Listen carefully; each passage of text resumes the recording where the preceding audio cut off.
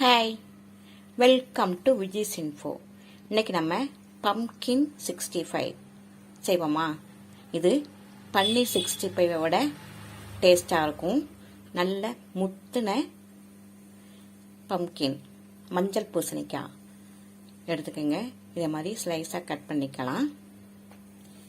நல்லா கெட்டியாக இருக்குது பாருங்கள், இதே மாதிரி இருக்கணும் பம்கின். நல்லா இதை கட் பண்ணி வச்சுக்கலாம். அடுத்தது இதுக்கு தேவையான பொருட்கள்: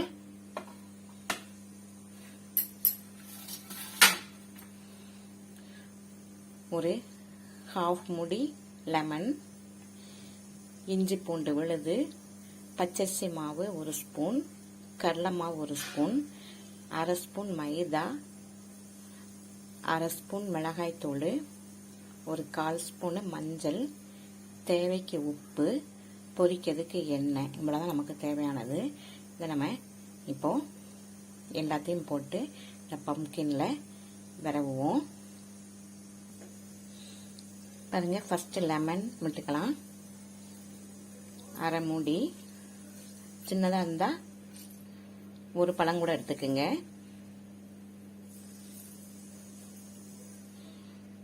அடுத்தது இஞ்சி பூண்டு விழுது,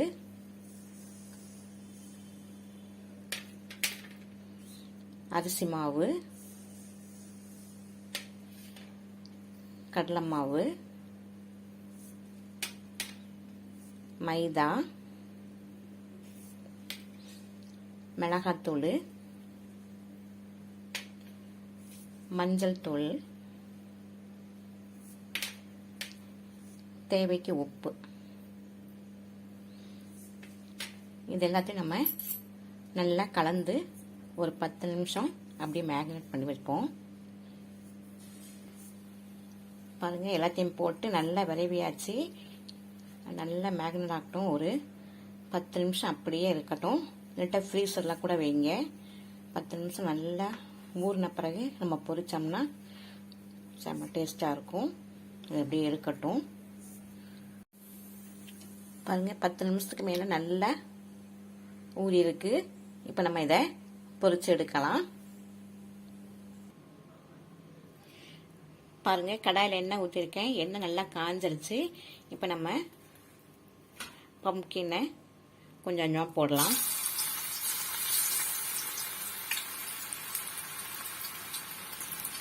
நல்லா அடுப்பை சிம்மில் வச்சுக்கோங்க. நல்லா வேகட்டும். நல்லா கிறிஸ்பானோன்னு எடுத்துக்கலாம்.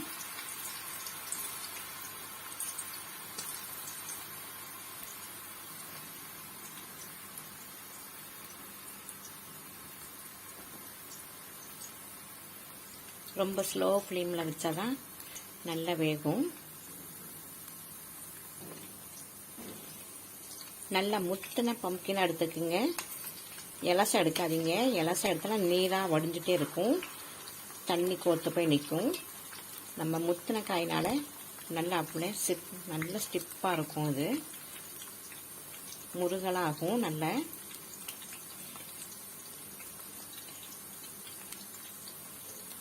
அப்படி நம்ம சாப்பிட்றதுக்கு பன்னீர் மாதிரியே இருக்கும். பன்னீர் 65 சாப்பிட்டா எப்படி இருக்குமோ அப்படியே இருக்கும். அதை விட ரொம்ப டேஸ்டாக தான் இருக்கும். நீங்கள் ஒரு தடவை இதை செஞ்சு பாருங்கள். நல்லா முத்தின காயாக வாங்கி நம்ம போட்ட இன்டிகிரேஷன்லாம் போட்டு சூப்பராக செஞ்சு பாருங்கள்.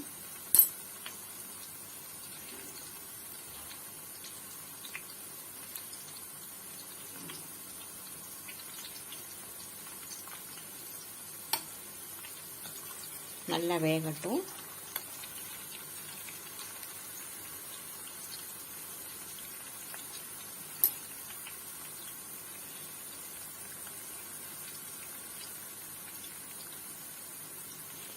இதுலேயே நம்ம சேனக்கிழங்கு வச்சு இப்படி செய்யலாம்.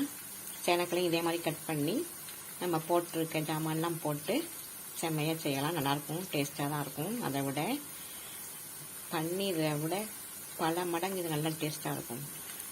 செஞ்சு பாருங்கள். கொஞ்சம் ஸ்வீட்னஸோட நல்லாயிருக்கும்.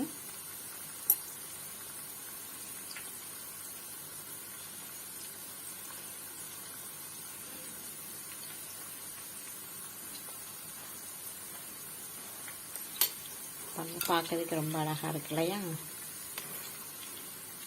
வேகட்டும்.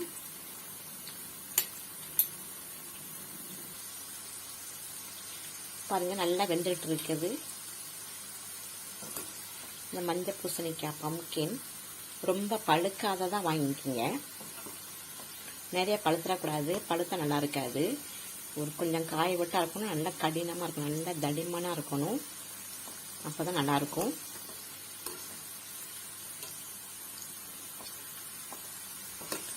நீங்கள் சொல்லாத வரையில் இது பம்கினில் செஞ்சதுன்னு யாருக்குமே தெரியாது.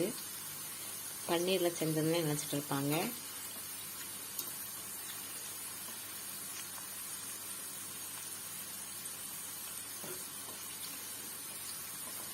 நல்லா கிறிஸ்பாக ஆகுது பாருங்க. இந்த எண்ணெய் சவுண்டு போனோன்னா நம்ம ஆஃப் பண்ணிடலாம்.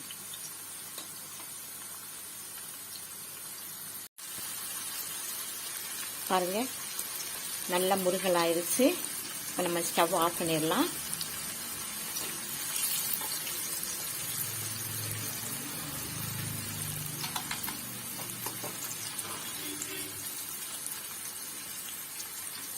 நல்ல முருகலான புதுமையான பம்கின் 65 ரெடி ஆயிடுச்சு.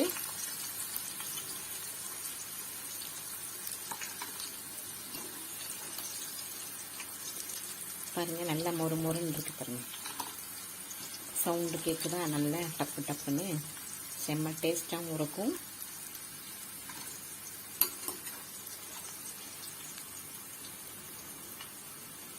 ரொம்ப பழுக்காத பம்கின் மட்டும் எடுத்துக்கோங்க.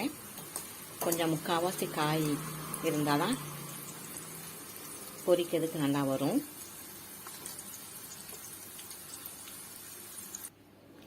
ஸ்டவ் ஆஃப் பண்ணிவிட்டு இதிலே கொஞ்சம் கருவேப்பிலையை பொரிச்சு எடுத்துருங்க.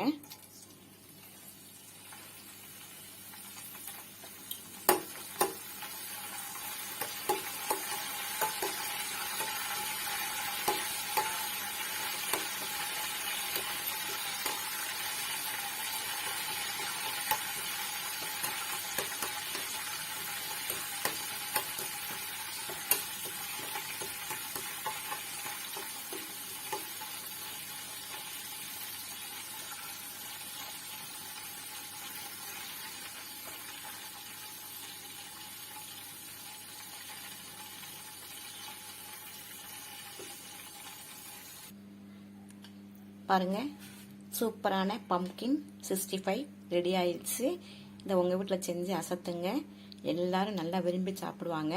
இந்த ரெசிபி உங்களுக்கு பிடிச்சிருந்ததுன்னா லைக் பண்ணுங்க, ஷேர் பண்ணுங்க, சப்ஸ்கிரைப் பண்ணுங்க, பெல் ஐக்கானை தட்டி விடுங்க. மற்றும் ஒரு நல்ல ரெசிபியோடு உங்களை சந்திக்கிறேன். பை.